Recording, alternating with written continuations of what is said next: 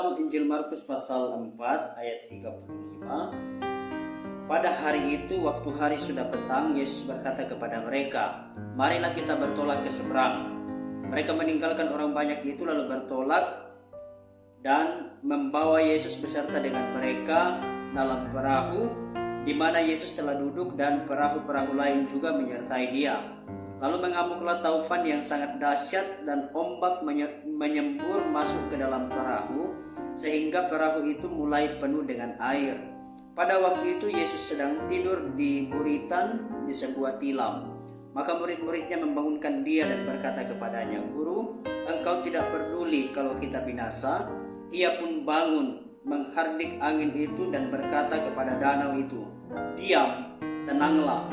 Lalu angin itu reda dan danau itu menjadi teduh sekali. Lalu Ia berkata kepada mereka, "Mengapa kamu begitu takut?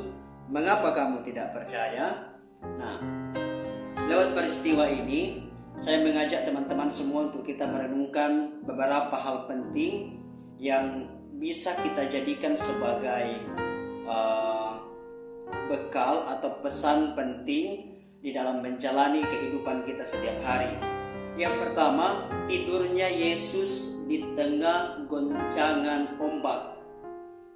Waktu saya mulai merenungkan ini, saya menemukan satu kebenaran bahwa Yesus ini bisa tidur di tengah-tengah goncangan ombak.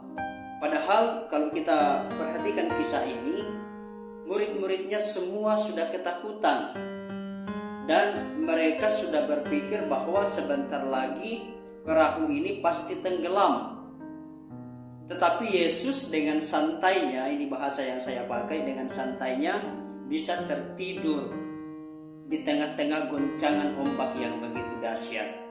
Nah, pesannya seperti ini teman-teman, bahwa ternyata Tuhan Yesus yang kita percayai dan yang kita sembah itu lebih besar kuasanya daripada ombak. Bahkan ombak goncangan sekalipun tidak bisa mengganggu Tuhan. Bisakah saudara merenungkan ini? Ombak sekalipun, goncangan sekalipun, itu tidak bisa mengganggu Tuhan. Makanya Tuhan Yesus dengan santainya bisa tidur di tengah-tengah gelombang. Sebab memang Tuhan Yesus lebih besar daripada gelombang. Tuhan Yesus lebih besar daripada ombak. Tuhan Yesus lebih besar daripada semua masalah yang terjadi. Makanya saya mau katakan kepada teman-teman semua yang mungkin kebetulan hari ini memiliki masalah yang begitu besar dan masalah itu membuat kita takut seperti murid-murid yang ada di peristiwa ini. Saya mau katakan, teman-teman, kita punya Tuhan yang lebih besar daripada masalah yang sedang kita hadapi hari ini. Yakinlah, Tuhanmu yang ada menyertai engkau lebih besar daripada masalahmu.